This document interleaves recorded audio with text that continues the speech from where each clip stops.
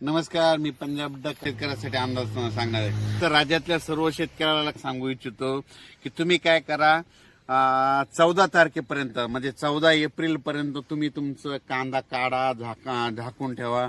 त्याच्यानंतर हळदी देखील आता उद्यापासून शिजवायला काही हरकत नाही, पण 14 तारखेला मात्र झाकून ठेवा. कारण की राज्यामध्ये आता याच्यानंतर 14, 15, 16 एप्रिल दरम्यान परत एकदा असंच वातावरण खराब होणार आहे. म्हणून हा अंदाज लक्षात येत आहे.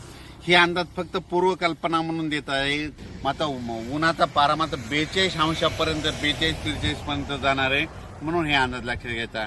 आणि 9 आणि 10 एप्रिलला एकदा परत ढगाळ वातावरण राहणार आहे. मात्र 14, 15, 16च्या दरम्यान परत एकदा राज्यात वातावरण खराब होणार आहे. म्हणून हा अंदाज लक्षात घ्यायचा. म्हणून हे पूर्वकल्पना म्हणून आज देत आहे.